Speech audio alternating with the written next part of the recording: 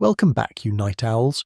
Tonight we're going to step into a world that, quite frankly, you probably wouldn't survive for more than a week.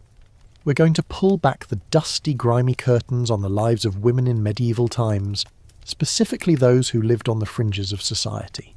Think less of a fairy tale princess and more of a gritty historical reality show where the prize is just making it to tomorrow. So, before you get comfortable, take a moment to like the video and subscribe, but only if you genuinely enjoy what I do here. And go ahead, drop your location and the local time in the comments. It's always fun to see where these late night thoughts are finding you. Now, dim the lights, maybe turn on a fan for that soft background hum, and let's ease into tonight's journey together. You're a girl in a small, cramped hovel, somewhere in the shadows of a burgeoning medieval town. The year is, let's say, the late 14th century. The air is heavy with the smell of damp earth and wood smoke. You're not a knight's daughter, nor a lord's lady. You are, for lack of a better word, a nobody. Your life is not your own, and the path laid out for you is as narrow and unforgiving as a muddy cart track after a week of rain. You wake to the scratchy feel of a wool tunic, probably worn by a half-dozen people before you. The sun, a pale disk in the perpetually smoky sky, casts a weak light through a tiny window covered in a piece of oiled animal skin. No glass for you. Your family, if you can call it that, is a collection of weary, stoic faces, all of you bound by the shared goal of not starving. A mainstream historical fact you might find surprising is that the average lifespan for a woman like you was barely into her 30s, and that number was often skewed by high infant mortality. The world is a brutal place, and your existence is a constant negotiation with hunger and disease. Your chores are endless and backbreaking. You fetch water from a communal well, a chore that takes hours, carrying heavy buckets that chafe your shoulders. The water itself, you've been told, is safe enough to drink, but you've seen the same well used by everyone, from the baker who dumps his flour sacks nearby to the tanners who wash their hides just a few yards downstream. Historians still argue whether the common people truly understood the link between contaminated water and the waves of sickness that would sweep through a town, but you have an unspoken sense of dread every time you take a drink. A quirky tidbit is that people often drank weak ale or cider instead of water, not just for the buzz, but because the fermentation process killed some of the nasty stuff. Think of it as the original water filter, just with a slightly more wobbly result. As you grow, your options shrink. You see the other women in the village, some married to farmers, their hands calloused and backs bent from field work, some working as laundresses, their knuckles red and raw from scrubbing clothes in cold water. You know that these lives, while hard, offer a certain kind of protection. But your family's situation is desperate. Maybe your father is gone, or your mother is too ill to work. Maybe you have too many siblings and not enough mouths to feed. The decision isn't yours to make. It's a quiet, sorrowful conversation you overhear one night, the whispers of your parents heavy with resignation. They talk of the city, of a chance, of a way to send back coin to keep the rest of the family from the grave. A joke, if you can call it that, is to imagine the look on a modern person's face if they were told their life's path was just decided by a lack of good turnips. You are being sold. Not in a literal market, perhaps, but a deal is struck. You are to be sent to the city to find work, and that work you know deep down is not as a laundress. Your journey to the city is a cold, lonely trudge. The road is a churned-up mess of mud and straw, and you share it with merchants, pilgrims, and a few ragged soldiers. The air as you get closer to the city changes. It thickens. The earthy smell of the countryside gives way to something far more aggressive, a cocktail of human waste, animal dung, and industrial smoke. It's the smell of ambition and desperation all rolled into one. You clutch the small cloth bag that holds your only possessions, a spare tunic, a piece of hard cheese, and a small carved wooden doll that was your mother's. You look at it and wonder if you'll ever see her again. The city walls loom, and you can see the smoke of 1,000 hearths rising into the grey sky. Inside, you imagine a world of opportunity, but you also know it's a world of immense danger. This isn't a fairy tale city with cobblestone streets and quaint bakeries. It's a seething, chaotic mass of humanity where sanitation is a foreign concept, and your new life, you realise with a cold knot in your stomach, will be lived in the most unsanitary parts of it. The stench, you're told, is just something you get used to. A modern person's first thought would probably be to find a hazmat suit, but for you, it's just the new normal. You take a deep breath, or at least a shallow one, to avoid gagging and step through the great gate.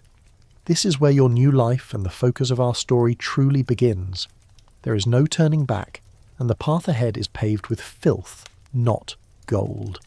The reality of your situation is that your body, a vessel that you were taught to see as a vessel for your immortal soul, is now a commodity in a world that sees it as just another piece of the urban landscape. A piece that is expected to be as durable and as disposable as a clay pot. And the hygiene practices, or lack thereof, that you will be forced to adopt are a testament to that harsh reality. You step through the city gate, a gust of wind carrying a new, more potent wave of stench right into your face. It's a smell so thick you can almost taste it. A cocktail of rotting food, human waste and unwashed bodies, all simmering in the humid air. The unpaved streets are not so much streets as they are open-air cesspools, a soft, yielding mess of mud and garbage. You have to lift the hem of your rough wool tunic just to keep it from dragging through the filth. Your simple, leather shoes are instantly caked in a layer of grime that you know you'll never truly get off. This isn't the bustling marketplace of a traveller's tale. This is a living, breathing swamp of human refuse. You've heard stories of cities being magnificent and grand, but this one is a testament to the fact that wherever people gather, so too does their collective mess. Look to your right. A narrow channel of dark, sluggish water flows down the centre of the street. This is the town's sewer, or rather, its best attempt at one. It's a simple ditch, really, where all manner of waste is flung from the upper windows of timber-framed houses. You see a woman with a bucket nonchalantly toss the contents of a chamber pot into the channel, the splash narrowly missing a passing merchant. This is a common sight. The term for this kind of waste was night soil, and in many cities there were specific times of day it was supposed to be collected, but in practice it was a free-for-all. Historians still argue whether some of the regulations were for public health or just to keep the streets from becoming completely impassable. For you it's just a constant hazard. You have to develop a sort of sixth sense for when a window might open, and a stream of, well, you get the picture, might come raining down. It's a real-life game of dodge the poo, and you're the main character. As you trudge along, your feet sinking with every step, you pass the butcher's stall. The air here is even more overpowering, a sickly sweet mix of blood and offal. The scraps are thrown into a pile on the ground, where a pack of mangy, half-starved dogs and a handful of plump rats are having a feast. The butcher, a large stained man, doesn't seem to notice or care. A mainstream historical fact is that in many medieval cities, waste disposal was left to these animals. Pigs, dogs, and other scavengers who roamed the streets, consuming whatever they could find. A quirky or fringe tidbit is that in some cities, special pigs were raised specifically to clean the streets, their diet consisting almost entirely of garbage and human waste. They were essentially the original Roomba, just much smellier and with a penchant for bacon. The thought of eating one of these pigs gives you a small shiver of revulsion. The smell is not just on the ground. It's in the air, a low-lying haze of pollution. The chimneys of every home and workshop belch out smoke from fires fueled by wood, or, in some cases, less savoury materials. The tanners' workshops, which you can smell from a block away, release a powerful gut-wrenching odour from the animal hides soaking in vats of urine. Yes, urine. It was a crucial ingredient in the tanning process. You try to breathe through your mouth, but the taste of the air is just as bad as the smell. Your eyes sting from the smoke and your throat feels perpetually raw. You wonder how anyone can live their entire life breathing this in. This is the air you will breathe, the filth you will walk through, and the world you will now call home. Your new life takes you to a narrow, winding alleyway off a main street. It's even darker and dirtier here, the sun a distant memory. This is where you'll be staying, in a small, overcrowded room with several other women. The building is dilapidated, leaning at a perilous angle, as if it's just one strong wind away from collapsing into the muck below. As you're led up a creaking wooden staircase, you catch a glimpse of the interior. The walls are stained with centuries of dirt, and the corners are alive with spiderwebs and dust. There's no proper flooring, just packed earth, and the light is so dim you have to squint to see. The entire structure feels as if it's holding its breath, waiting to exhale a plague upon its inhabitants. It's an environment that screams of sickness, a silent promise of a short, difficult life. The filth is not just an external force, It's an intrinsic part of the city's lifeblood. Your own hygiene, you realise, will have to adapt to this reality. There are no clean running taps in your new home. Water must be fetched from a communal pump, a grimy, moss-covered thing in a small courtyard. The pump itself is a hub of gossip and a battleground for who gets to fill their bucket first. And you can't help but notice the dark, oily sheen on the surface of the water, a testament to what has been seeping into the ground from all around. You're told to boil the water before drinking it, a tedious, time-consuming task, but you see other women simply drink it straight from the bucket, their faces grim and determined. Survival, you quickly understand, often comes at the expense of meticulous cleanliness. This is the world where you'll make your living. This is the environment you must navigate every single day, where the very act of walking to work is a gauntlet of biological hazards. The stench, the grime, the constant threat of disease from the refuse that's everywhere. It all creates a sensory overload that never truly fades. You'll find yourself becoming numb to it, your senses dulling over time as a form of self-preservation. But for now, it's a shocking, overwhelming reality. You wonder if you'll ever feel truly clean again. And the answer, you already suspect, is no. You're now a part of this grimy tapestry, another thread woven into the fabric of the city's unsanitary existence. A grim joke, perhaps, is that the city's true architectural marvel wasn't its cathedral, but the sheer number of flies it managed to sustain. The air in your new room is close and stale, smelling of sweat and unwashed linens. The other women eye you with a mix of suspicion and weary resignation. They are the veterans of this life, their faces hardened, their eyes holding a kind of knowing sadness.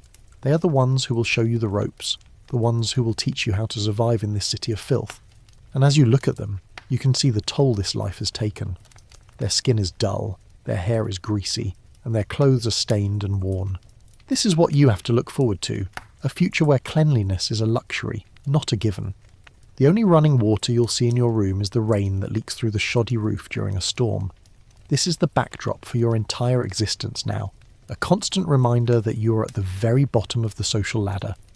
The city's stench is becoming a part of you, a permanent fixture in the back of your throat and in the very fibres of your rough wool tunic.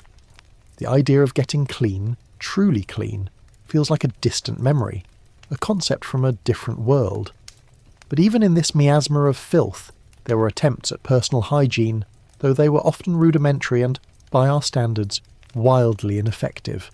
These weren't rituals of self-care, they were desperate measures to ward off the most obvious signs of a life lived in squalor. You learn quickly that cleanliness is a luxury, and you are far from being able to afford it. Your first lesson comes from one of the other women, a tired-looking woman named Agnes. She shows you the soap. It's a hard, dark block, crudely made, and smells faintly of tallow and wood ash. This isn't the soft, fragrant soap you might imagine. This is lye soap made from rendered animal fat and the caustic ash of wood fires. It's harsh, it stings any small cut on your hands, and it leaves your skin feeling tight and dry. Agnes tells you it's the best you can get. To use it, you have to scrape a piece off with a dull knife and mix it with water from the communal pump. You work it into a weak lather and then scrub yourself down. The lather is thin and doesn't last, and the process is more about the vigorous scrubbing than any magical cleansing properties of the soap. A mainstream historical fact is that soap was known in medieval Europe, but it was often a costly commodity, and not something the common person used for daily bathing. It was more often used for washing clothes or for medicinal purposes, and personal use was a rare luxury. The bath, for you, is not a daily or even weekly event. It's a special occasion, perhaps once a month if you're lucky. A bath requires a great deal of effort. You have to haul water from the pump, heat it over a fire, and then find a large enough basin to wash in, which in your cramped living quarters is a challenge in itself. The water is a precious resource, and after you wash it's not simply discarded. The same water might be used by the other women in the room, each of you taking your turn. You can imagine the state of the water after the third or fourth person has washed in it. A murky, greasy soup that is probably dirtier than you were to begin with. The final person to use it is probably the most unfortunate, trying to clean themselves in a basin of their friend's grime. Historians still argue about the frequency of bathing among the general population. Some suggest it was more common than we think, while others believe that fear of public disease and lack of resources made it a rare event. Then there's the issue of washing your hair. Your long dark hair, once a point of pride, is now just a logistical nightmare. There is no shampoo, your lye soap is too harsh and strips your hair of all its natural oils, leaving it brittle and dry. So you resort to other methods. You comb it with a crude wooden comb to get out the worst of the tangles and the guests. You try rinsing it with water and perhaps a handful of herbs, like rosemary or lavender if you can afford them, to make it smell better. A quirky tidbit is that people sometimes used a substance called fuller's earth, a clay-like material, to clean and degrease their hair and clothes. It was effective, but also a messy, dusty process that left a fine white powder on everything. You'd essentially be walking around with a powdered wig of clay. A small joke is to think of it as a medieval dry shampoo, just without the convenient aerosol can. You also learn about the rub-down. Since a full bath is so rare, a quick cleanse is the next best thing. This involves taking a rough piece of cloth, wetting it with some water, and scrubbing your most used parts: your face, your hands, your neck. It's a superficial cleaning, a way of getting off the top layer of dirt, but it does little for the ingrained grime that has become a second skin. It's a ritual of resignation more than anything else, a small, futile act against the overwhelming filth of your life. The entire process of trying to stay clean is a constant battle against the odds, a losing fight against the city itself. The communal well is another hub for what passes as hygiene. You see women washing clothes there, beating them against a large rock to loosen the dirt. The water turns a dark, muddy colour as the grime is released from the fabric. This is a common sight, and it's yet another way the water supply becomes contaminated. The same water you drink is the same water you wash your clothes in, and the same water that other people's waste is seeping into from the ground. It's a closed-loop system of sanitation failure. The fact that anyone survived at all is, frankly, a testament to the resilience of the human body. It's a biological version of a car engine running on fumes and a prayer. For your hands, which are constantly exposed to filth, the best you can do is a quick rinse at the well and a vigorous rub with a piece of cloth. Your fingernails are perpetually dark with dirt and you've given up on trying to keep them clean. It's a small detail, but a constant, visible reminder of your place in this world. A woman of means might have a servant to keep her nails clean, but for you, it's just another part of the background noise of your life. The concept of personal space and privacy is non-existent. You live and work in close quarters, and there's no hiding the body odour, the stale breath, or the unwashed hair. You and the other women become accustomed to each other's smells, a collective aroma of sweat, wood smoke, and cheap herbs. You no longer notice it, or at least you pretend not to. It's just another part of the communal experience, like sharing the same meagre meal or huddling together for warmth on a cold night. The reality is that your body's natural state is a state of perpetual uncleanliness, and you learn to accept it, because to fight it is a battle you cannot win. You try to remember a time when you felt truly clean, but the memory is already starting to fade, replaced by the grim reality of your new life. You're living in a world that doesn't just tolerate filth, it's built on it, and your body is now a part of that foundation. The world you've been forced into doesn't just tolerate a lack of hygiene, it demands a completely different set of rules. Your body, once your own, is now a tool of the trade, and maintaining it requires a series of rituals that are both strange and unsettling. These aren't about health or cleanliness as you know it, but about a superficial, almost theatrical form of presentation designed to mask the reality of your existence. You quickly learn that survival in this profession isn't about being clean, but about appearing to be less filthy than everyone else. The first step in this grim new routine is what passes for a bath. The bathhouse, a public facility you've been told is the best place to go, is an ordeal in itself. The air inside is thick with steam and a pungent odour of unwashed bodies, and something vaguely medicinal. The water, heated by a large fire, is a cloudy grey, and you can see a fine layer of scum floating on the surface. You're crammed into a large wooden tub with several other women, all of you trying to find a corner for yourselves. The water is communal, and you're keenly aware that everyone's grime is now everyone else's. The soap, that harsh lye block you've become familiar with, is used sparingly. It's more of a perfunctory rub than a cleansing.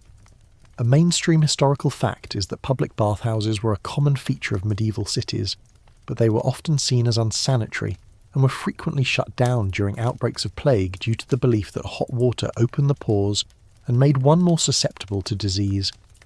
The irony, of course, is that they were often a breeding ground for those very diseases. After the bath, your focus shifts to your face.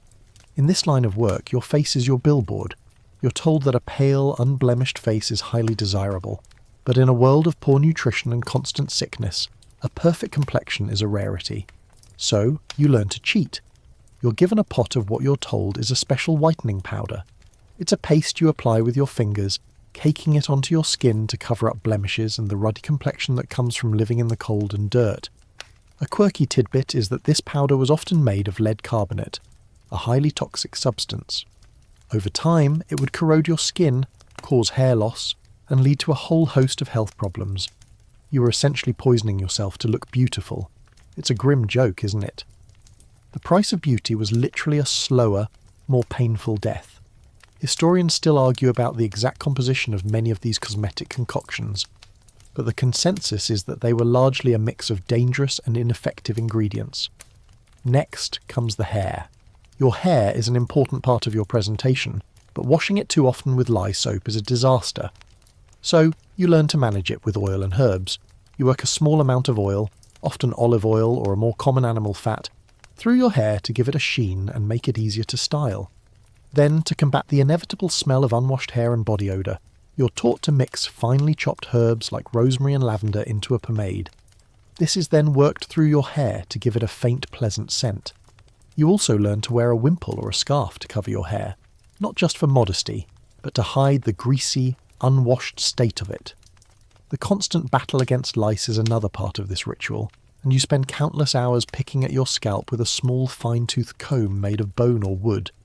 It's a tedious, often painful process, and the parasites are a constant, embarrassing reminder of your unsanitary life. Your mouth is another area of concern. You're expected to have fresh breath, but in a world with no proper dental care, this is a challenge. You're given a small pouch of what are called chewing herbs, a mix of mint, parsley, and other strong-smelling plants. You're instructed to chew on them to mask the odour of stale food and poor dental hygiene. The reality is that your teeth are already stained and starting to decay, and the only cure for a bad tooth is to have it pulled out by a local barber, an agonising experience you dread. You're essentially using a temporary herbal fix to mask a permanent festering problem. It's a superficial solution to a deep-seated issue, a hallmark of all your hygiene practices. Finally, your clothes. You have a few sets of tunics, all made of rough wool or linen. You're told to keep the visible ones as clean as possible, which means a sporadic and ineffective wash in the communal tub, but the undergarments are a different story. They are rarely washed, and you can feel the scratchy fabric of the coarse linen against your skin, stiff with grime and sweat. A joke, if you can call it that, is that you can always tell a woman's profession by the state of her underclothes, and in your world they tell a very dirty story. These clothes are a constant source of discomfort and a breeding ground for bacteria and parasites, but washing them is simply not a priority. The focus is on the outward appearance, the illusion of cleanliness that you must project to earn your living. Your entire existence in this new profession is a performance. You are an actress playing the part of a beautiful, clean woman in a city of perpetual filth. Your makeup is a toxic mask, your breath is a temporary deception, and your clothes are a collection of carefully chosen but ultimately dirty layers. The reality is that your body is a walking petri dish of germs, and you're surrounded by people in the same state. This is your new normal, a life where the line between what is clean and what just looks clean is the most important distinction of all. You're a product of your environment, a woman shaped by the mud and the grime, and the constant nagging fear of sickness and decay. Your old life, with its simple, hard-won cleanliness, is gone forever. The air in your room is a constant, low-lying fog of human smells. Despite your best efforts at a surface-level cleansing, the truth is inescapable. You are never truly clean. In a world without deodorant, without proper soap, and without the cultural concept of daily washing, body odour isn't just a fact of life, it's a defining characteristic. Everyone has a scent, and yours is a unique blend of sweat, wood smoke, stale fabric, and the faint medicinal smell of the herbs you use to try and mask it all. The sense of smell is assaulted from all sides, and you're both the victim and the contributor. You learn quickly that a strong body odour is not just a personal issue, it's a social one. You can't simply wash it away, so you turn to other methods. The most common is the use of herbal pomades and scented oils.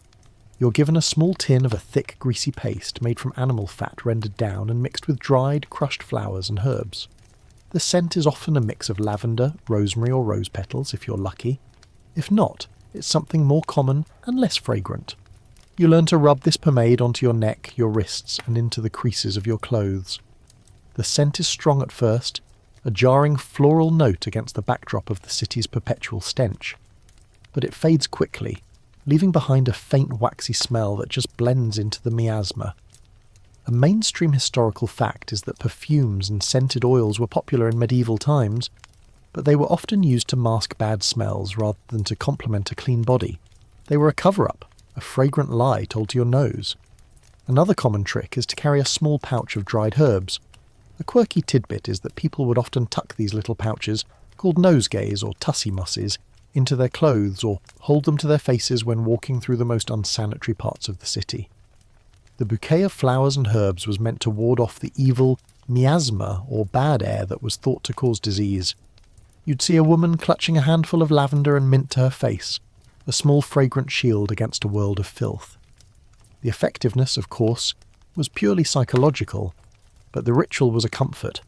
It was a way of pretending you were in a world that smelled of flowers instead of rotting waste. This is the origin of the wedding bouquet, by the way, originally meant to mask the body odour of the bridal party. It's a grim little joke, isn't it? That a symbol of romance has its roots in a fear of smelling bad. The idea of natural or good body odour is a foreign concept. In a world where bathing is rare, everyone smells, and the most you can hope for is to smell less offensive. Historians still argue about the societal acceptance of body odour. Some suggest that it was simply part of the background noise of life, while others point to the use of perfumes and herbs as proof that people were trying to combat it. For you, it's a constant low-level embarrassment. You're always aware of your own smell and the smell of everyone around you. It's a kind of communal reality, a shared experience that binds you and the other women together, even in your isolation. Your clothes are a major contributor to the problem. They are rarely washed, and the wool and linen fabric soaks up sweat and city smells like a sponge. Your undergarments, the ones that are closest to your skin, are the worst offenders. You might rinse them in a bucket of cold water, but without proper soap or hot water, they never truly get clean.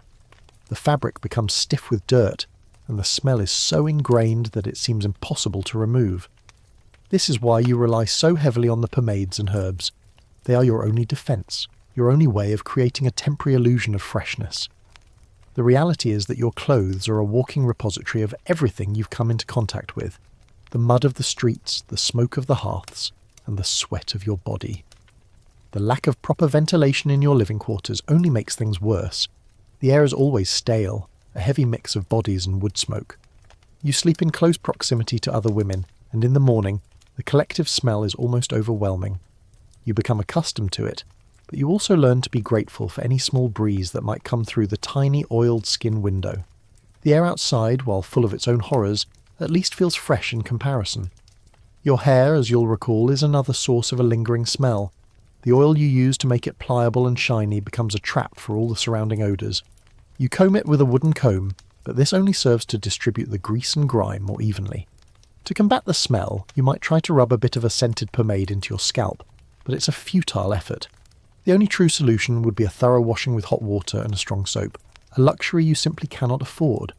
You're left with a constant low-level battle against your own body and its natural processes. It's a battle you are destined to lose. The constant need to mask your natural scent is a constant reminder of your place in society. A woman of wealth and status might have access to fine perfumes, imported from the East, and servants to draw her a clean hot bath. For you, the attempt at a pleasant smell is a struggle, a daily act of defiance against a world that expects you to be dirty. It's a quiet, personal fight, waged with a tin of greasy pomade and a handful of dried herbs, and every time you catch a whiff of your own scent, you're reminded of the harsh reality of your life. It's a life where the most basic acts of personal hygiene are a monumental effort, and the results are, at best, a fragrant compromise. Your hair, as you've already discovered, is a constant battleground. Without modern shampoo, the simple act of keeping it clean and presentable is an exhausting and ultimately futile endeavour. You see your reflection in a puddle on the street and barely recognise the woman staring back. The hair that was once a source of pride is now a greasy, matted mess, a dull and lifeless curtain that hangs heavy on your head. But the grime is the least of your worries. Your real enemies are the tiny crawling inhabitants that have taken up residence in your scalp. Lice, or vermin, as they are so delicately called, are a constant plague. They are an unavoidable part of life in this world, a grim reality of living in close quarters with little to no hygiene. You spend countless hours with one of the other women, her fingers meticulously picking through your hair, looking for the tiny insects and their even tinier eggs, or nits. The process is tedious and often painful, as she pulls at your scalp and yanks out any stubborn strands.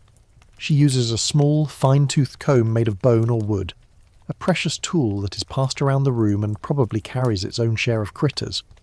A mainstream historical fact is that Ennet combs dating back to medieval times have been found in archaeological digs, showing just how widespread and persistent the problem of head lice was. They were a fact of life, as common as the dirt under your fingernails. You can feel the small itching pinpricks on your scalp, a constant irritating reminder of the unwelcome guests.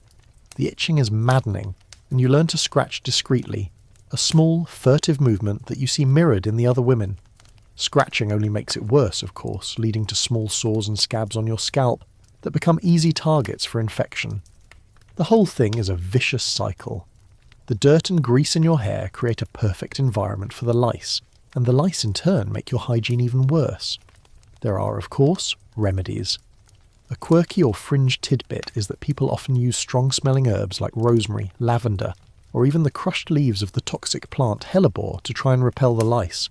They would be crushed and rubbed into the scalp, a messy and often ineffective process. You might also be told to wash your hair with a mix of vinegar and water, which was thought to dissolve the glue that holds the nits to the hair shaft. It's a temporary fix, a small battle won in a war you're destined to lose, because as soon as you are in close proximity to anyone else, the lice will simply make their way back. It's a grim, biological inevitability. The problem isn't just your hair. Your clothing is also a breeding ground for body lice, which live in the seams and folds of your garments. You can feel them crawling on you, and the sensation is a constant source of discomfort. You're told to boil your clothes to kill the lice, but a proper boiling is a luxury. Your only option is to try and pick them out by hand, or to hang your clothes outside in the hope that the sun and wind will do some of the work. But in a city of constant pollution and grey skies, this is rarely effective. The clothes, like your hair, become a part of the problem, a constant living reminder of your unsanitary life. Historians still argue whether the constant presence of lice and fleas was simply accepted as a part of life, or if people were in a state of constant battle against them. The truth is probably somewhere in the middle. For you, it's a daily exhausting struggle. It's a problem that is both physical and emotional, a constant humbling reminder of your place in society. A woman of wealth would have servants to manage this, and her clothes would be regularly laundered and her linens changed. For you, it's a personal, intimate indignity that you must live with every day. A joke you might hear is that a priest once told a woman that if she had been more pious, God would have given her clean hair. You know, with a weary certainty, that piety has nothing to do with it. Your hair, even if you manage to keep the lice at bay for a short time, is a greasy mess. The lack of proper washing means the natural oils build up, leaving it slick and heavy. You try to manage it by braiding it tightly and covering it with a wimple or a headscarf, but the grease still seeps through. The braids themselves become a tangled, greasy mess, and undoing them is a painful process. The comb you use to try and detangle it is quickly coated in a sticky layer of grime, and you have to clean it with a piece of cloth, a futile exercise in its own right. The overall state of your hair is a testament to the conditions you live in. It is a symbol of your poverty and your lack of access to even the most basic forms of hygiene. It is a source of shame, but also of shared experience.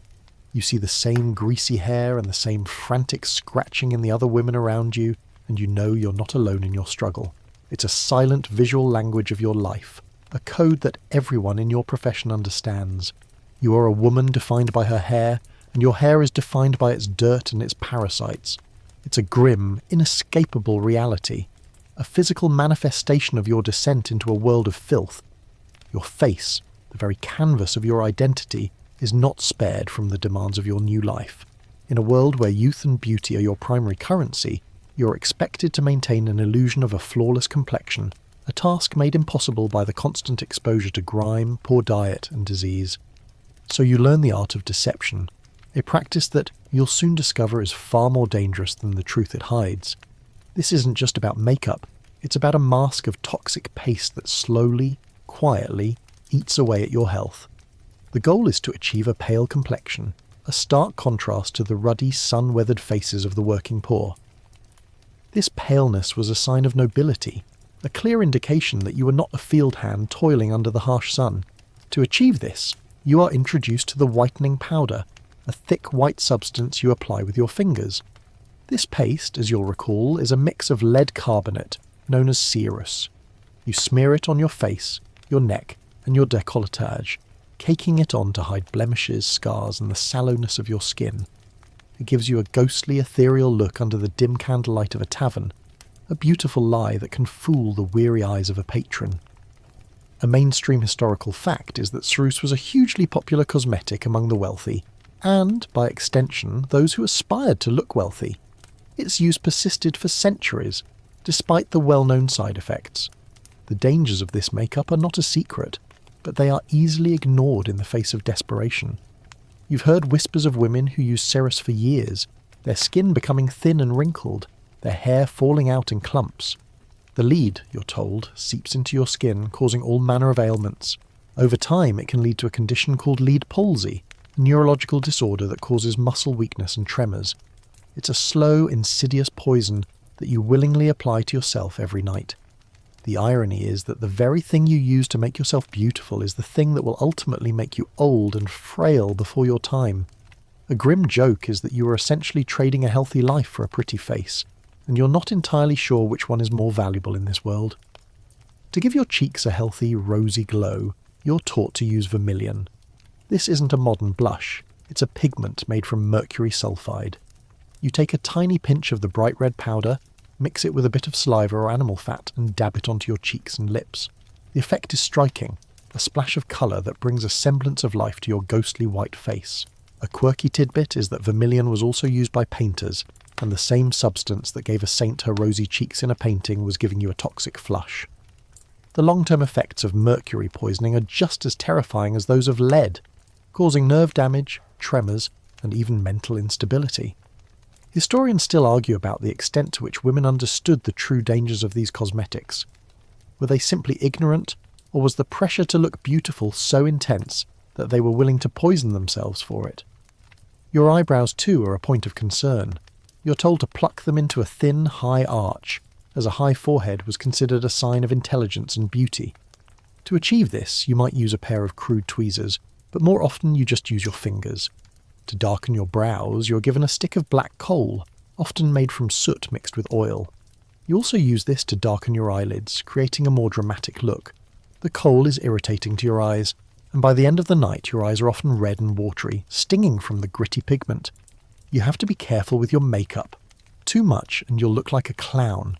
Not enough and you'll look sickly. It's a delicate balance, a performance you have to get right every time. The ritual of applying your face is a quiet, intense moment of concentration. You sit in front of a small, polished metal mirror, the light from a single candle flickering on your face, and you meticulously apply your poisons. You watch your reflection, a stranger staring back at you, a woman you barely recognize anymore.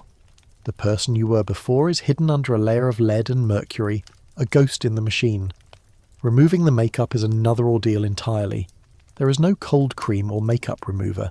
Your only option is to scrape it off with a piece of cloth, a process that is both painful and ineffective. You go to bed with a thin, poisonous film on your skin, and you wake up with a dull, sallow complexion that you have to cover all over again. The cycle is relentless, a daily act of self-poisoning that you have to perform to survive. It's a cruel, endless loop of beauty and decay. The overall effect is a jarring disconnect between your physical reality and your professional facade. You're a dirty, undernourished woman in filthy clothes, but your face is a perfect, pale mask of artificial beauty. The two are in constant contradiction, a visual lie you have to sell to the world. It's a lonely business, this art of deception, and the only person you are truly fooling is yourself. You look in that mirror and see the woman you're supposed to be, not the woman you actually are. and that, you realise with a cold knot in your stomach, might be the most dangerous poison of all. Your body, a walking repository of grime, is shrouded in layers of clothing that offer a different kind of horror. These garments are not simply fabrics. They are living ecosystems, a testament to a life lived without the benefit of a washing machine or even a proper laundry day. Your clothes, you'll soon learn, are as much a part of your unsanitary life as the dirt under your nails and the lice in your hair. They are a second skin, a collection of stains, smells, and unseen dangers. You have a few tunics, a few linen undergarments, and maybe a cloak for the cold. The wool is coarse and scratchy against your skin, and it's a fabric that absorbs odours like a sponge. Your undergarments, made of linen, are your only hope of a clean layer against your body, but that hope is quickly dashed. Washing these clothes is a monumental effort. It requires a trip to the communal well, a large bucket, and a great deal of physical labour. You'd have to beat the clothes against a rock or a wooden board to get the dirt out, and the lye soap you use is harsh and doesn't get things truly clean. A mainstream historical fact is that laundry was a very laborious process, and it was often only done every few weeks or even months. The idea of a daily change of clothes was a luxury reserved for the very wealthy. The result is that your clothes are perpetually stained and carry a lingering smell. The dirt is not just on the surface, it's ground into the very fibres of the fabric. You can feel the stiff, gritty texture of your clothes against your skin, a constant reminder of their unclean state. This is a far cry from the soft, clean fabrics you might imagine.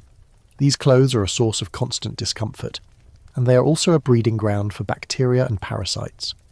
Body lice, as you'll recall, love to hide in the seams of your garments, and you can feel them crawling on you at all hours. You might try to hang your clothes outside to air them out, but in the polluted city air, this often just adds another layer of grime to them. The layers of your clothing tell a story. You have your chemise, a simple linen undergarment that is rarely washed. Over that you wear your tunic, often made of wool. Then, in the colder months, you would add a cloak. The less washed a garment is, the more likely it is to harbour an array of unseen dangers. A quirky tidbit is that people often believed that the dirt and grime on their clothes offered a form of protection from the miasma of the city. The thinking was that the dirt acted as a kind of filter, preventing the bad air from reaching your skin. It's a grim little joke, isn't it? The very thing that was making you sick was thought to be protecting you. Historians still argue about the extent to which people believed in this theory, but the lack of proper washing facilities meant that it was a convenient belief to hold. Your clothes are also a source of infection. Any small cut or abrasion on your skin, and there are many from the constant scratching, is now exposed to the bacteria and germs living in your clothes. A small scratch can quickly become a festering sore, a constant source of pain and potential death. The clothes, in this sense, are a silent killer, a constant reminder of the fragility of your life. They are a physical manifestation of your poverty and your lack of access to even the most basic forms of hygiene. A woman of means would have a servant to wash her clothes with lye and hot water, and her clothes would be regularly laundered and mended. For you, they are a one-way ticket to disease. The smell of your clothes is another problem. The wool in particular soaks up sweat and city odours. You try to mask it with dried herbs, tucking small pouches of lavender or rosemary into the folds of your clothes, but this is a temporary fix at best. The underlying smell of stale sweat and city grime is always there, a low-level hum that you eventually stop noticing, but everyone around you does. Your clothes, in this sense, are a social statement. They tell people who you are and where you come from, and for you, they tell a story of poverty, filth, and a life lived on the very edge of society. The lack of proper hygiene extends to your bedding as well. Your bed, if you can even call it that, is a straw-filled mattress on the floor shared with several other women. The straw is a perfect home for fleas and other vermin, and the bedding is rarely, if ever, changed. The sheets, if there are any, are a dark, stained mess, and they carry the collective smells and germs of every woman who has ever slept on them. You sleep in your clothes, and you wake up with the same dirt you went to bed with. The whole thing is a vicious cycle of filth and disease, a world where the concept of a clean start to the day is a foreign one. A modern person's first thought would be to burn everything and start over, but for you, this is all there is. You're trapped in a world of dirty fabric and unhygienic living, a world where your clothes are as much a part of the problem as the filthy streets outside. The grim reality of your daily life extends to your very mouth. a part of your body that you've probably never thought much about. But in a world without toothbrushes, toothpaste, or modern dentistry, your mouth is a constant source of pain, discomfort, and a lingering foul odour. Dental care for you is not a routine. It's a painful ordeal, a series of desperate and often damaging attempts to maintain a semblance of health. You learn quickly that a beautiful smile is a luxury you cannot afford, and the best you can hope for is to keep the worst of the pain at bay. Your toothbrush is a small twig, often from a hazel tree, that you chew on until the fibres splay out, creating a crude brush. You'll use this to scrub your teeth, a process that feels more like scraping than cleaning. There is no toothpaste, so you'll often rub a bit of a rough cloth with a pinch of salt or powdered charcoal on it to try and get your teeth whiter. The taste is gritty and unpleasant, and it does little for the yellowing and staining that comes from a poor diet and a lack of proper cleaning. A mainstream historical fact is that various forms of tooth-cleaning twigs and powders were used in medieval times, but they were often abrasive and could cause more harm than good to the gums and enamel. The state of your teeth is a reflection of your diet. You eat a lot of coarse, hard bread, and your diet is often lacking in the vitamins and minerals needed for healthy gums. You can feel the plaque building up on your teeth, a slimy film that no amount of scrubbing seems to get rid of. Your gums are often red and swollen, and you've learned to live with the constant low-level ache of a mouth that is slowly decaying. The only cure for a bad tooth is to have it pulled out. This is not a gentle process. You'd go to a barber surgeon, a man who also cuts hair and performs minor medical procedures. He'd have a pair of rusty, frightening-looking pincers, and with no anaesthesia, he'd yank the tooth out with a swift, brutal pull. The pain is excruciating, and the risk of infection is very high. You've seen other women with missing teeth. Their smile's a grim testament to the brutality of medieval dentistry. To combat bad breath, you'll chew on strong-smelling herbs, like parsley or mint. You'll also use a practice called mouthwashing, which is a fancy term for swishing water around in your mouth and spitting it out. Sometimes you'll add a bit of vinegar to the water, believing it will kill the germs. A quirky or fringe tidbit is that people also used to rinse their mouths with their own urine, believing the ammonia in it was a powerful cleaning agent. The thought of it makes your stomach churn, but you know that in a world of limited options, people will try anything. This is a grim little joke, isn't it? The idea of a morning mouthwash that is, quite literally, yourself. Historians still argue about the prevalence of dental pain in medieval times. Some scholars suggest that the lack of sugar in the diet meant that cavities were not as widespread as they are today. However, the abrasive diet, poor hygiene, and high risk of gum disease would have caused a different set of problems. For you, the constant low-level pain and discomfort of your mouth is a daily reality. You're always aware of your teeth, of the small, jagged edges of decay, and of the foul taste in your mouth that no amount of scrubbing or chewing can get rid of. The appearance of your teeth is also a concern. A beautiful smile is a sign of youth and health, and in your profession you are expected to look your best. But with your stained and decaying teeth, this is impossible. You try to hide your mouth when you smile, a small, subtle gesture that is born of shame and embarrassment. You've seen other women with missing teeth, and you know that this is your future, a slow, painful descent into toothlessness. The fear of a painful extraction and the shame of a toothless grin are powerful motivators to try and keep your teeth as healthy as possible. But the tools at your disposal are simply not up to the task. The lack of proper hygiene in your mouth is a constant threat to your overall health. The germs and bacteria in your mouth can easily lead to infections, and a small abscess in your gums could turn into a life-threatening illness. You are a walking time bomb of potential sickness, and your mouth is one of the most dangerous parts of you. You're constantly aware of the fragility of your body, and your teeth are a physical, constant reminder of that. The simple act of eating is a painful ordeal, and the thought of a life without teeth is a chilling one. The reality is that your mouth is a microcosm of your entire life. It is dirty, it is painful, and it is a constant source of discomfort and potential illness. The lack of proper dental care is not a matter of choice. It is a matter of circumstance. You were born into a world where a healthy mouth is a luxury, and you will die in a world where it is a miracle. You're a woman with a mouth full of pain and a future full of decay, and the only thing you can do is to chew on a small twig and hope for the best. The quest for cleanliness, however fleeting, often led you to the most paradoxically unsanitary places in the city, the public bathhouse. On the surface, it seems like a miracle, a place with hot water, a chance to escape the endless grime of the streets, and a rare opportunity to soak your tired, aching body. But the reality, as you'll quickly discover, is that the bathhouse is a social hub, and with that comes a mingling of humanity and a mingling of diseases. This isn't a spa, it's a communal stew of human filth, and you are just another ingredient. You'd walk to the bathhouse, perhaps with a few other women from your lodging, a small group making its way through the cobbled and muddy streets. The air would be filled with a new smell here, a steamy, pungent scent of wet wool, damp wood, and 1,000 unwashed bodies all in one enclosed space. The bathhouse itself is a large, low-ceilinged building, often with a large central fire that heats the water for the various tubs and basins.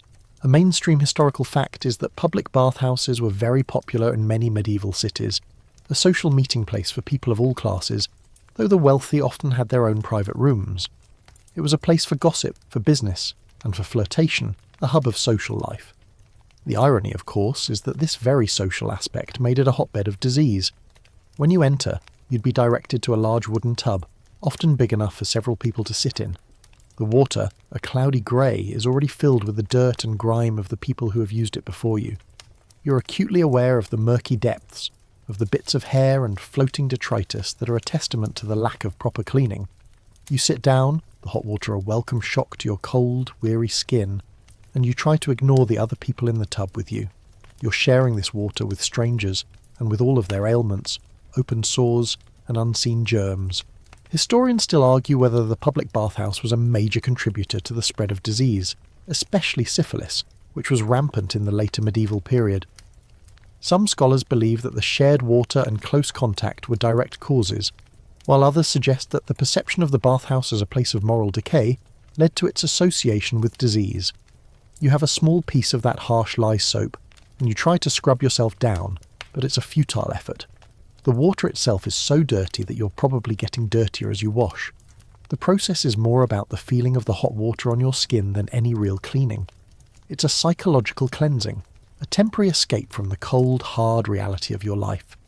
A quirky or fringe tidbit is that in some bathhouses the water was so dirty that patrons would bring their own sacks of herbs and flowers to float in the tub.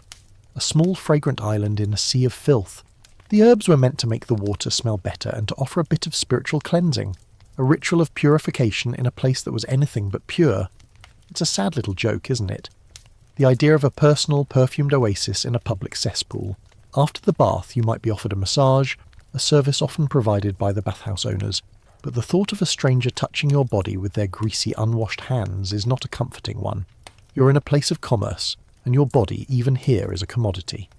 The bathhouse is often a place where illicit meetings take place, a discreet location for clandestine liaisons. It's a place of pleasure, but it's a pleasure that is deeply intertwined with disease and danger. The very act of seeking cleanliness is an act that exposes you to more filth and more risk. The bathhouse, with its communal water and close quarters, is a perfect breeding ground for all manner of ailments. You see the other women, their bodies marked with sores, rashes, and the telltale signs of various venereal diseases. You try to avoid making eye contact to keep to yourself, but the shared space makes this impossible. You are a part of a collective body, a group of women who are all trying to survive in a world that is actively trying to kill them. The bathhouse is a microcosm of that world, a place of temporary comfort and permanent danger. The whole experience is a stark reminder of your place in society. A wealthy woman would have her own private bath, drawn by her servants, the water fresh and clean. She would have perfumed oils and fine soaps. You, on the other hand, have a communal tub, dirty water, and a harsh lye soap. Your attempt at cleanliness is a public affair, a shared experience of filth and disease. It's a humbling and dehumanizing experience, and you leave the bathhouse feeling more exposed and vulnerable than when you came in. The clean feeling on your skin is temporary, and it is quickly replaced by the grime of the streets as you walk back to your lodging. The bathhouse is a lie, a beautiful, fragrant lie that promises cleanliness and delivers disease, and you, in your desperation, are a willing participant in the deception. You are a woman who has to seek out a place of filth in order to feel clean. It is a cruel irony and a perfect representation of your life. The greatest and most terrifying threat to a woman in your profession wasn't the filth you lived in, or the poor diet you subsisted on. It was the unseen enemy that could enter your body and slowly, agonizingly, destroy you from the inside out.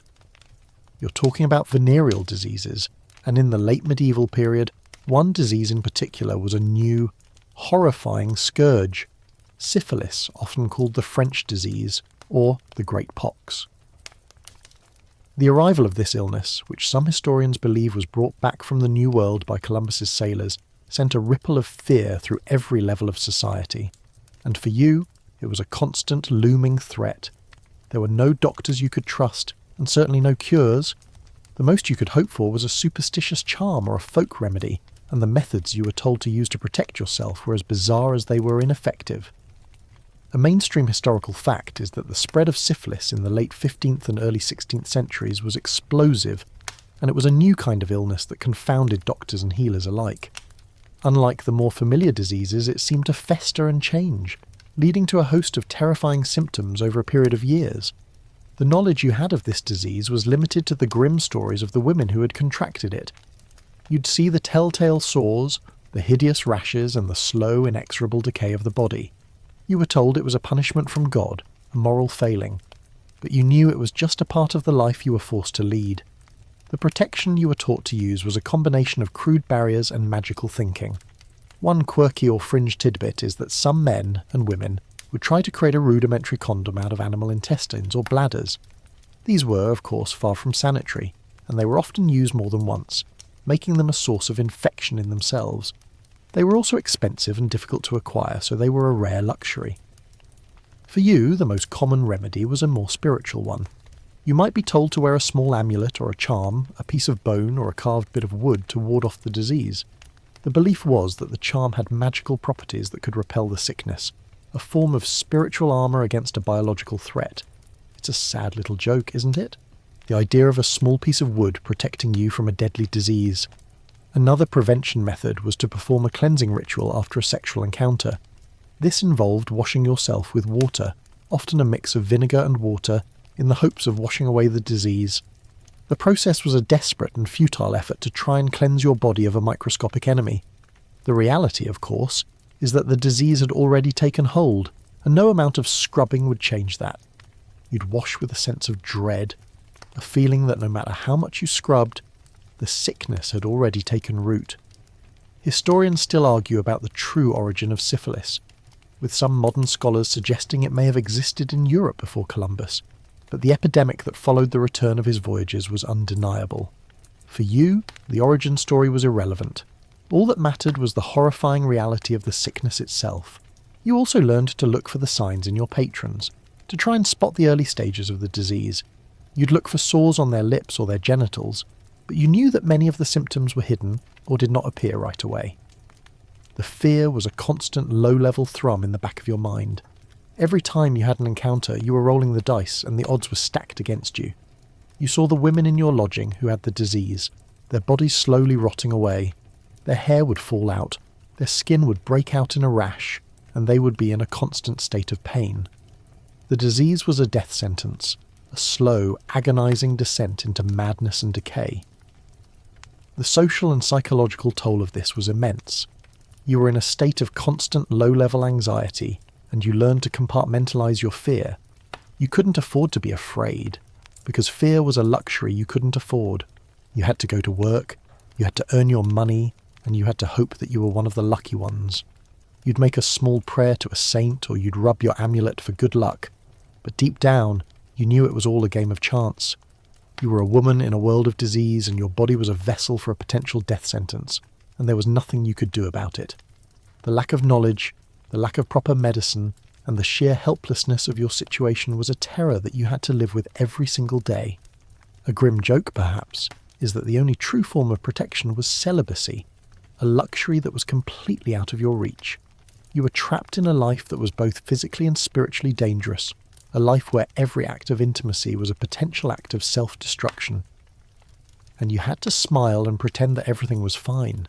Your body, a vessel in a world of filth, is a constant source of discomfort, and a large part of that discomfort is a monthly, unavoidable reality that you have to face with no modern help whatsoever. You're talking about menstruation, and the way you and the other women manage it is a testament to the sheer lack of resources and the ingenuity of desperation. There are no tampons, no sanitary pads, no aspirin for the cramps. There is only you, your body, and a handful of crude, unhygienic materials. The first challenge is simply the logistics. You have to find something to absorb the flow, and your options are few and far between. A mainstream historical fact is that women in medieval times often used rags, moss, or even old pieces of cloth to manage their periods. You would have a collection of these rags, and you'd have to wash them yourself in a bucket of cold water. This is a difficult and messy process, and the rags never truly get clean. The lack of proper soap and hot water means that they are a breeding ground for bacteria, and using them is a constant risk of infection. The smell, too, is a constant low-level embarrassment that you try to hide with a desperate use of dried herbs. The moss, a more rustic option, is even more unhygienic. You'd have to go out and collect it yourself, a chore that is both time-consuming and dangerous. You'd find a patch of moss, and you'd gather it up, trying to find a piece that is as soft and clean as possible. You'd then have to try and dry it out, a process that is difficult in your damp, smoky lodging. The moss is rough and scratchy against your skin, and it is a perfect home for insects and germs. It is a desperate, uncomfortable solution, a choice between a clean discomfort and a dirty one. A quirky or fringe tidbit is that some women would use a hollowed-out piece of sea sponge, a slightly more sanitary option, but one that was a rare and costly luxury. It's a grim little joke, isn't it? The idea of a sea sponge being the height of menstrual hygiene. The lack of proper hygiene during menstruation has serious health consequences. The constant use of dirty rags and moss can lead to all manner of infections, from simple rashes to more serious life-threatening conditions. You're living in a world where a small infection could easily turn into a fatal illness, and your period is a monthly invitation for that to happen. You have to be hyper-vigilant, checking yourself for any signs of sickness, a small lump or a rash. The fear of infection is a constant low-level hum in the back of your mind, a fear that is intertwined with the shame and embarrassment of your period. The pain, too, is a reality you have to live with. There are no painkillers, no hot water bottles, no comfortable beds. You're expected to go to work, to go about your life, while you're in a state of pain and discomfort. You might try to use a handful of herbs, like ginger or chamomile, to make a tea, but the effect is minimal at best. The pain of the cramps is a constant grinding agony that you have to endure in silence, a private suffering in a public world. You see the other women, their faces grim and pale, and you know that you're all going through the same thing, a silent sisterhood of pain and filth. The psychological toll of menstruation is just as heavy as the physical one. You've been told that your period makes you unclean, that it is a sign of your moral failing. You're told that you shouldn't touch food, that you shouldn't enter a church, that you should keep to yourself. The social stigma is a heavy burden, and you learn to be ashamed of a natural process that you have no control over. The entire experience is a humbling and dehumanizing one, a constant reminder of your place in a world that sees you as dirty and impure. Historians still argue about the extent of the social stigma around menstruation. Some scholars suggest it was more of a private matter, while others point to the various taboos and superstitions as proof of a deep-seated shame. You also have to deal with the practicalities of a dirty life. You have to wash your rags in a bucket of water that you also use for drinking and cooking. You have to find a place to dry them, which is often a small, cramped space in your lodging where they hang like grim, dirty flags, a testament to your unhygienic life. You try to keep them hidden, a secret shame, but the other women know, and you know that they know. It's a part of the silent language of your shared experience, a quiet understanding of a difficult reality. The lack of proper hygiene during your period is not a choice, it is a matter of circumstance. You are born into a world where a clean period is a luxury, and you will die in a world where it is a miracle. You are a woman with a body that is a source of both life and shame, and you have to manage it with a handful of dirty rags and a lot of quiet, private suffering. The whole experience is a grim and brutal reality, a monthly reminder of your poverty, your lack of resources, and your place in a world that sees you as nothing more than a vessel for a man's pleasure and a woman's shame. And you have to live with it every single month until your body can no longer bear it. Life, even under the best of circumstances, was a precarious affair in the medieval world, and for a woman like you, that precarity was multiplied 100-fold by the simple act of giving birth. Childbirth was not a joyous occasion. It was a life-threatening ordeal, a brutal and unsanitary process that was as likely to end in your death as it was in the birth of a child. And for you, a woman on the fringes of society, the risk was even greater, for you lacked the few, rudimentary protections that even a peasant woman might have had. The first and most glaring problem was the complete lack of antiseptic care. There was no concept of germs, no understanding that unseen enemies could enter the body through an open wound. You'd be in your small, filthy room, on a bed of straw that was probably crawling with fleas and lice, and you'd have a midwife, a woman with dirty hands and a lifetime of folk knowledge, but no medical training. She'd be surrounded by other women, all of you breathing the same stale, polluted air. A mainstream historical fact is that puerperal fever, or childbed fever, was a leading cause of death for women in medieval and early modern Europe. It was an infection of the reproductive organs that was almost always fatal, and it was spread by the unsanitary practices of midwives and the filthy environment in which women gave birth. Your midwife, in her attempt to help, would often make things worse. She might use a dirty cloth to wipe you down, a cloth that had been used for countless other births, carrying with it a host of unseen germs. She might use a knife or another crude tool to cut the umbilical cord, a tool that was not sterilised and was a perfect vector for infection. She would then use a salve, a thick paste of herbs and fat, to cover the wound, a salve that was likely a breeding ground for bacteria itself. The entire process, from start to finish, was a recipe for disaster. The very act of giving birth, a natural and beautiful process in a modern context, was in your world a brutal high-stakes game of chance. The aftermath of childbirth was just as dangerous. Your body would be weak, and you'd be bleeding profusely, a perfect invitation for infection. The midwife would give you a handful of herbs to chew on, a folk remedy for pain and bleeding, but their effectiveness was minimal at best. You'd be left in your dirty bed, in your dirty clothes, and you'd have to hope that your body was strong enough to fight off the sickness that was surely coming. The lack of proper nutrition, of a clean environment, and of any kind of medical care meant that your chances of survival were low. And if you did survive, you were left with a weakened body, a lingering infection, and a baby to care for.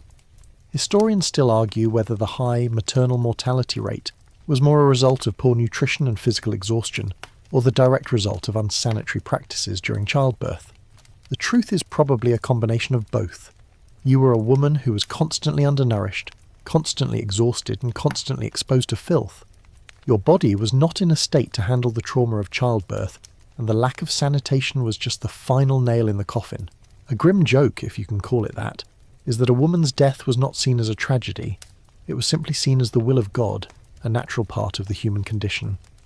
A quirky or fringe tidbit is that some women would try to ward off evil spirits and disease during childbirth by having a collection of amulets and charms in the room with them. These were often a mix of Christian and pagan symbols, a desperate spiritual attempt to find protection in a world that offered none. You'd have a saint's relic, a small carved piece of wood, and maybe a charm made of braided hair, all of them in a small pouch, a fragile shield against a biological enemy. It's a sad little image, isn't it? A woman in a state of mortal terror surrounded by a handful of useless trinkets. The baby, too, was in grave danger. Infant mortality rates were incredibly high, and the same unsanitary conditions that threatened you also threatened your child.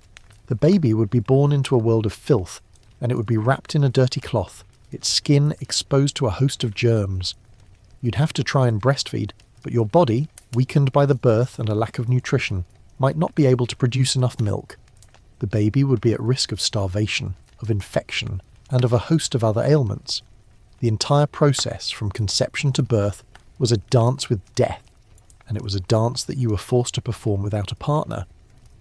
The overall reality of childbirth in your world is a terrifying one. It's a process that is stripped of any of its potential beauty and replaced with a brutal, dangerous reality. You are a woman who is expected to bring life into a world that is actively trying to kill you, and you are expected to do it with no medical help, in a state of constant filth and infection. It is a testament to the resilience of the human body that anyone survived at all, and it is a testament to the brutality of your life that you are forced to endure it in such a state. You are a woman who has to face the most dangerous moment of her life with nothing more than a few dirty cloths and a lot of quiet, private fear. And you have to do it with a smile, because in your world, there is no room for tears. The constant exposure to filth, the lack of proper cleaning, and a perpetually weakened immune system meant that your body was a canvas for a host of skin ailments. The glamorous, pale-skinned ideal you painted your face to mimic was a complete fabrication. The reality was a collection of rashes, sores, and suppurating wounds that were a constant source of pain, shame, and potential death. Your skin, the largest organ of your body, was under constant attack, and you had no weapons to fight back with. The first and most persistent problem was the simple rash. The rough wool of your clothes, which were rarely washed, chafed against your skin, causing a constant state of irritation. This was compounded by the sweat and dirt that were ingrained in the fabric, a potent mixture that caused your skin to break out in angry red patches. The constant itching was maddening, and you'd find yourself scratching in your sleep, a desperate, unconscious act that only made things worse. A mainstream historical fact is that various forms of dermatitis were rampant in medieval Europe, a direct result of poor hygiene, abrasive clothing, and the constant presence of parasites like fleas and lice. Your skin was a testament to the conditions you lived in, a map of your poverty and your suffering. Then there were the sores. Any small cut or abrasion, and there were many from the constant work and the scratching, was a perfect invitation for infection. In a world without antiseptics, a small cut could quickly turn into a festering wound, a source of constant pain, and a potential gateway for a life-threatening illness. You'd use a crude poultice, a thick paste of herbs and fat to cover the wound, but this often did more harm than good. The herbs were often dirty themselves, and the fat was a perfect breeding ground for bacteria. You'd see women with boils and carbuncles, large, painful lumps that would grow and swell with pus, a horrifying sight that you knew could be your own fate. The pain of these sores was a constant low-level thrum in the back of your mind, a physical reality you couldn't escape. Historians still argue whether the high prevalence of skin diseases was more a result of poor diet or a direct result of unsanitary living conditions. The truth is, of course, a combination of both. Your diet, as you'll recall, was a monotonous and unnutritious one, lacking the vitamins and minerals needed for a healthy immune system. A weakened body is more susceptible to infection, and your body was constantly in a state of weakness. A quirky or fringe tidbit is that people often believed that skin diseases were a form of spiritual corruption, a physical manifestation of a moral failing. The belief was that a pure soul would have a pure body, and a diseased body was a sign of a diseased soul. It's a cruel joke, isn't it? The idea that your suffering was a result of your own moral failings, when in reality it was a result of your poverty and your lack of resources. The parasites, too, were a constant source of skin irritation. Fleas, lice, and other vermin, all of which you shared your living space with, were a constant presence. Their bites left behind itchy red welts, which you'd scratch until they bled, creating a perfect entry point for infection. The whole thing was a vicious cycle of irritation and disease, a constant physical reminder of the unhygienic world you lived in. You'd spend countless hours trying to pick the fleas off your body, a futile effort in a world where they were as common as the dirt on the floor. The lack of personal hygiene meant that you were also susceptible to fungal infections, especially in the damp, dark creases of your body. You'd have rashes and sores in your armpits, under your breasts and in your groin, all of which were a constant source of pain and discomfort. There were no creams or powders to treat these infections, and your only option was to try and keep the area as clean and dry as possible, a feat that was nearly impossible in your living conditions. The smell of these infections was another source of shame, a constant low-level odour that you tried to hide with a desperate use of herbs and pomades. The overall state of your skin was a stark contrast to the perfect pale mask of your makeup. Your face, under its layer of lead and mercury, might have looked beautiful, but the rest of your body was a mess of rashes, sores, and parasites. The two were in constant contradiction, a visual lie that you had to sell to the world. It was a lonely business, this art of deception, and the only person you were truly fooling was yourself. You were a woman with a body that was under constant attack, and you had to pretend that everything was fine.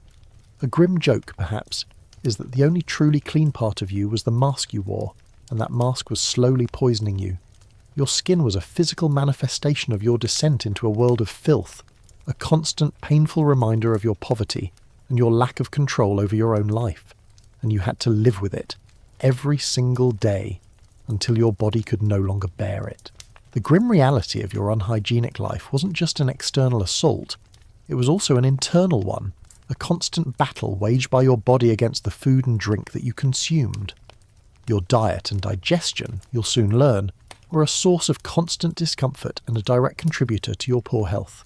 In a world without refrigeration, without proper cooking methods, and with contaminated water, the simple act of eating and drinking was a daily roll of the dice, and the odds were rarely in your favour. Your diet was monotonous and unnutritious.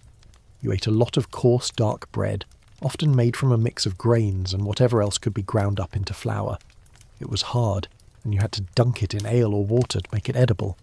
You might have a bit of cheese, a few dried peas, or a piece of salted meat, but fresh fruits and vegetables were a rarity, and a luxury you could not afford. The lack of proper nutrition meant that your body was in a constant state of weakness, your immune system unable to fight off the various illnesses that were a part of your daily life. A mainstream historical fact is that the average medieval diet was high in carbohydrates and low in fresh produce, leading to a host of nutritional deficiencies that made people more susceptible to disease. The food itself was often a source of sickness. Without refrigeration, meat and cheese would go bad quickly, and you'd be forced to eat it anyway, a choice between a potential illness and starvation. You'd have to trust that the person who prepared your food, often a cook in a cheap tavern, had cooked it thoroughly, a trust that was often misplaced. The water you drank was often contaminated, as you'll recall, a murky liquid from a communal well that was seeping with waste and germs. You'd drink weak ale or cider instead, a slightly safer option, but it was still a gamble. The alcohol content was often not high enough to kill all the germs, and the drinks themselves were often made with contaminated water. Historians still argue about the true prevalence of food poisoning and waterborne illnesses in medieval times, but the evidence suggests that they were a regular and often fatal part of life. The result of this poor diet and contaminated food was a constant state of digestive distress. You'd have frequent stomach aches, diarrhoea, and a general feeling of unease. Your body, in its constant struggle to fight off the bacteria and germs you were ingesting, was in a state of perpetual inflammation. A quirky or fringe tidbit is that people often used a handful of herbs like mint or fennel to try and settle their stomachs. They'd chew on them or make a weak tea, a small, futile attempt to find relief from the constant discomfort. It's a grim little joke, isn't it?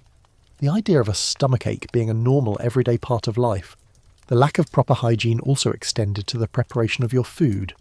The cook's hands were likely dirty, the cooking pot was likely unwashed, and the ingredients themselves were often contaminated.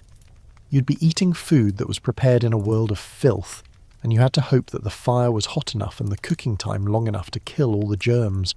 It was a leap of faith you had to take with every meal. The entire process, from the source of the food to the plate it was served on, was a gauntlet of biological hazards. The psychological toll of this was immense. You were constantly worried about your next meal, not just from a hunger perspective, but from a sickness one. You'd eye your food with suspicion, a feeling that no amount of hunger could completely dispel. You were in a state of low-level anxiety, and you learned to eat quickly, to get the food in and down before you could think about where it came from. It was a dehumanizing process, this act of self-preservation, a constant battle between your body's need for sustenance and its need for safety. The physical consequences of this were also severe. Your lack of nutrition and constant digestive distress meant that your body was not getting the nutrients it needed to heal and to fight off disease. Your skin would be sallow, your hair would be brittle, and your bones would be weak. You were a woman who was slowly, quietly, decaying from the inside out, a victim of a world that offered you no clean food, no clean water, and no way to protect yourself. The entire process, from the food you ate to the illnesses you contracted, was a vicious cycle of poverty and disease, a cycle that was nearly impossible to break. The grim reality of your diet and digestion is a perfect microcosm of your entire life.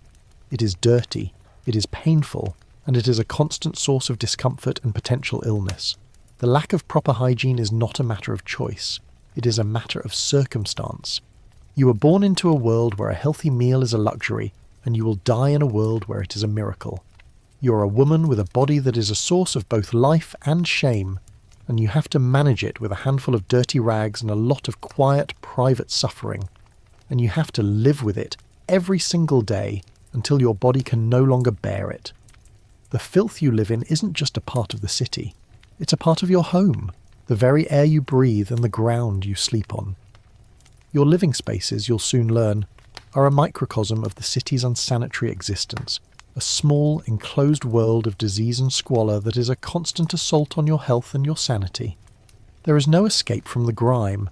It is a part of your life, from the moment you wake up to the moment you fall asleep. You live in a small, overcrowded room in a dilapidated building. The room is tiny, and it is shared with several other women, all of you crammed together like so many sardines in a tin. The lack of personal space is a constant source of discomfort, and the lack of privacy is a constant source of shame. The air in the room is thick and stale, a heavy mix of unwashed bodies, wood smoke, and the damp smell of rotting wood and plaster. There is no proper ventilation.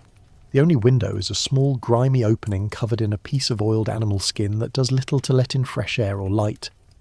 A mainstream historical fact is that overcrowding was a major problem in medieval cities, a direct result of a rapidly growing population and a lack of proper housing. The close quarters were a perfect breeding ground for disease, and a small cough from one person could quickly turn into a fatal illness for everyone in the room. The floor of your room is not a proper floor. It is packed earth, covered in a layer of straw and rushes. This straw, you'll soon learn, is a perfect home for fleas, lice, and other vermin. You can feel them crawling on you at night, a constant, irritating reminder of the filth you live in. The straw is rarely, if ever, changed, and it is a repository of all the dirt, sweat, and bodily fluids that have accumulated over time. The smell of the rotting straw is a constant low-level hum in the back of your mind, a scent of decay that you have learned to ignore but you never truly forget. Historians still argue about the true effectiveness of the practice of covering floors with rushes and straw.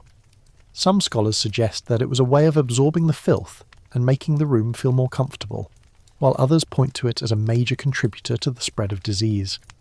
A grim joke, if you can call it that, is that your floor was not just a floor. It was a living, breathing ecosystem of filth.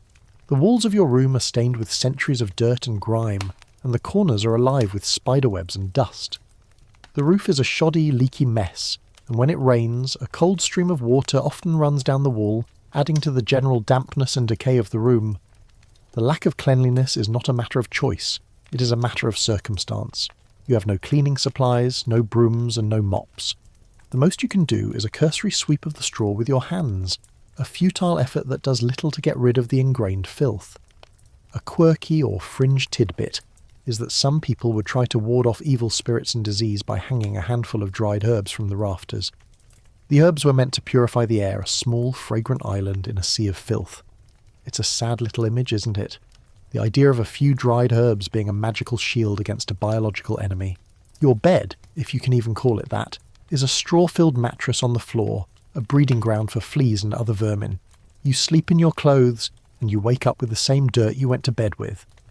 The lack of proper bedding, of a clean place to rest your head, means that your body's in a constant state of assault, even when you are sleeping.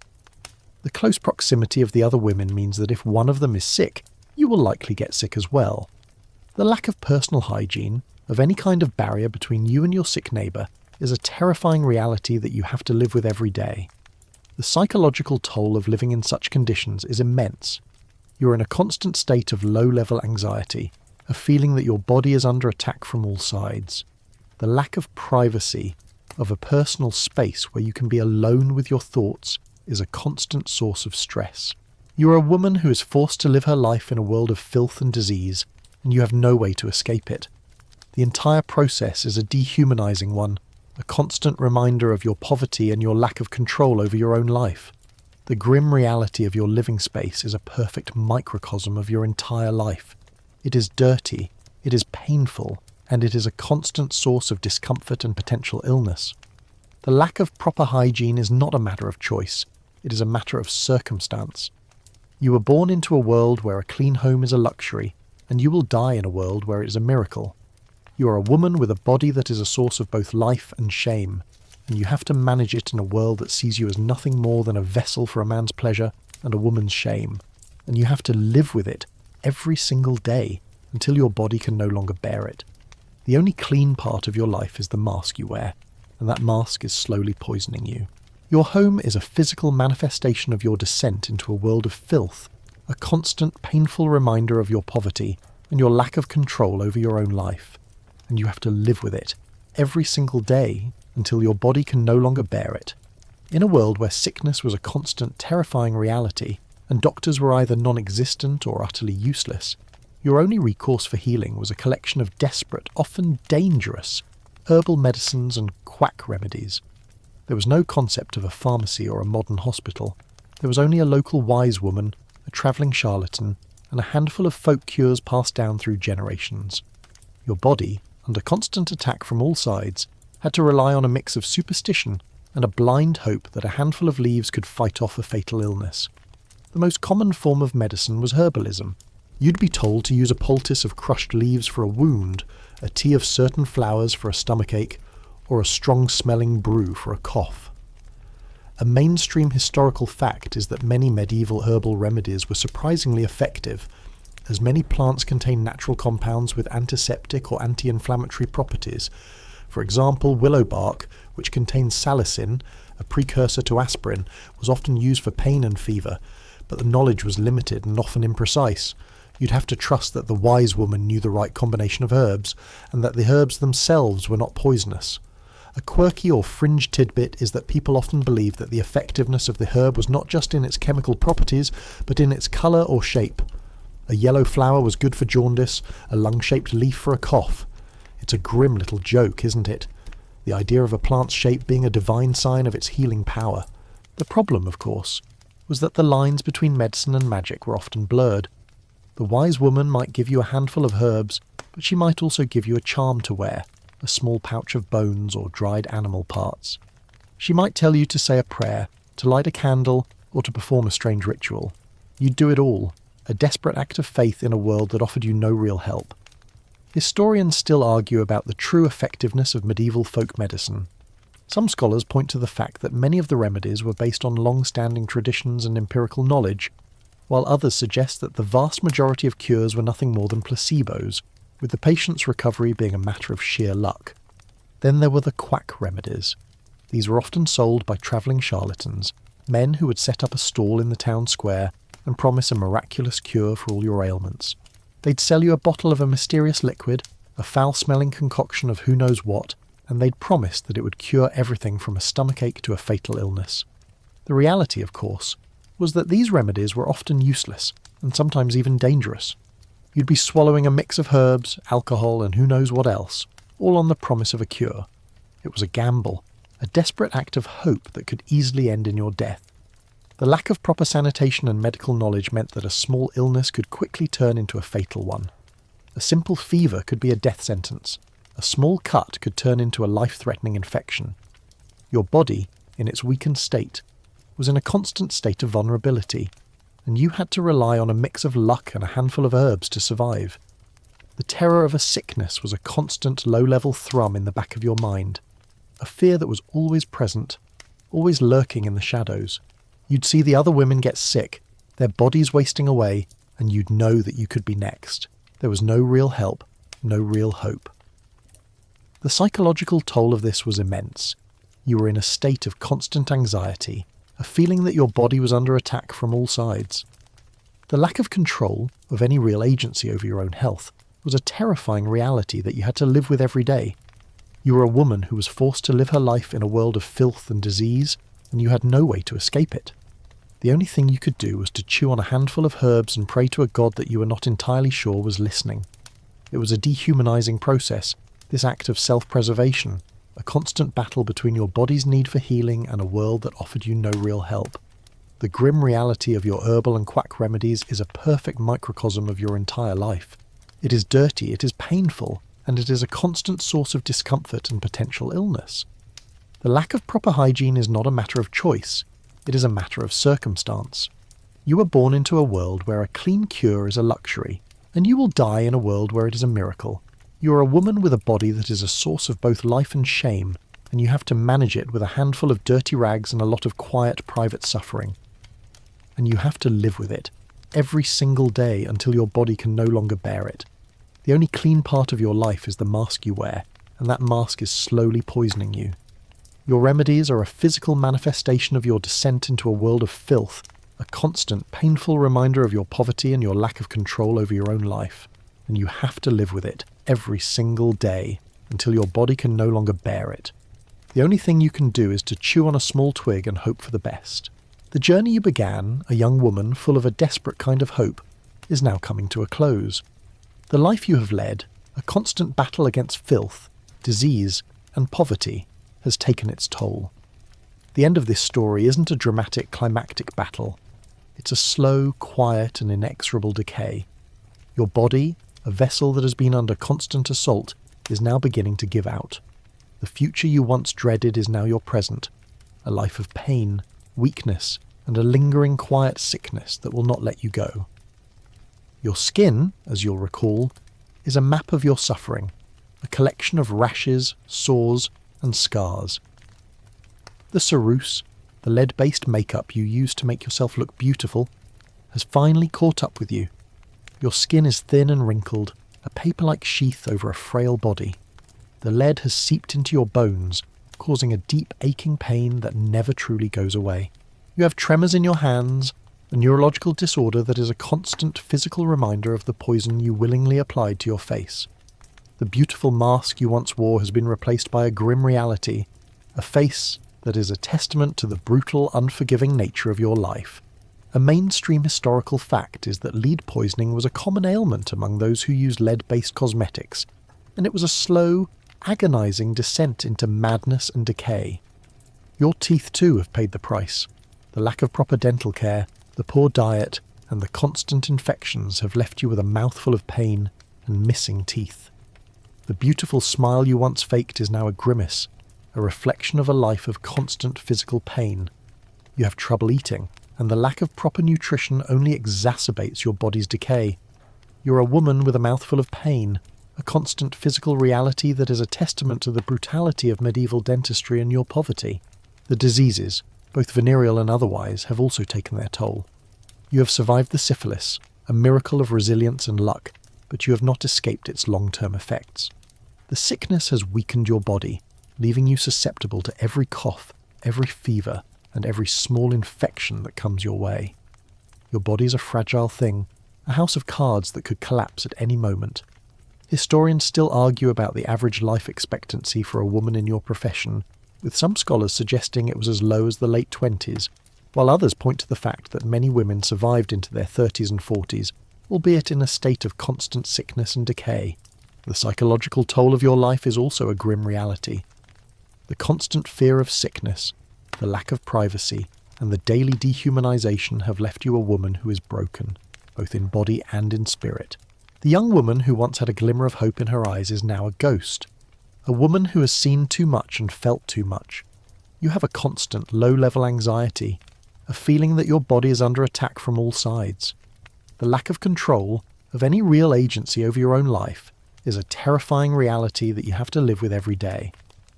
A quirky or fringe tidbit is that people often believe that a woman's moral failings led to her physical decay. A cruel and unjust belief that was a constant source of shame and social stigma. It's a grim little joke, isn't it? The idea that your suffering was a result of your own moral failings, when in reality it was a result of your poverty and your lack of resources. The final years of your life are a slow, quiet descent into oblivion. The vibrant, chaotic world of the city is now a distant memory, replaced by the grim reality of your sickbed. You're a woman who is no longer beautiful, no longer young, and no longer useful. You're a discarded piece of the city's unsanitary tapestry, a woman who has been used up and thrown away. The other women in your lodging, the ones who are still young and healthy, look at you with a mix of pity and fear, a mirror of the future they know could be their own. The physical decay of your body is a reflection of the emotional and spiritual decay of your soul. You are a woman who has been stripped of her dignity, her agency, and her hope. The life you have led, a constant struggle against a world of filth and disease, has left you a woman who is a shell of her former self. The slow, quiet decay of your body is not a tragedy. It is simply the natural conclusion of a life that was lived on the very edge of human existence. You are a woman who has been a testament to the brutality of the medieval world, a world where the idea of a clean and healthy life was a luxury, not a given. And you have lived, and you will die in a world that saw you as nothing more than a vessel for a man's pleasure and a woman's shame. The journey we took tonight into the grim and brutal reality of a medieval prostitute's life has been a difficult one. We have seen a world that is stripped of its romantic notions, a world of filth, disease, and constant suffering. And we have seen the slow, inexorable decay of a woman who was a victim of that world. The story ends not with a bang, but with a whimper, a quiet, fading whisper of a life that was lived and lost in the shadows of a world that was both beautiful and utterly terrifying. Now, dim the lights, perhaps turn off the fan, and let's leave the cold, damp alleys of the 14th century behind. The air is warm and still, and the world outside your window is humming with a peaceful, gentle quiet. Let the gritty details of tonight's journey fade from your mind like old memories washed clean by the rain. Remember that the warmth of your bed, the softness of your pillow, and the clean air in your lungs are all small, quiet miracles. Feel the weight of the blanket, a simple comfort that a woman in our story could only have dreamed of. Let the faint hum of a modern world lull you to a place of safety and peace, a place where the air is clean and the water is pure. You are here, safe and sound, and the only thing that awaits you is a long, deep and dreamless sleep.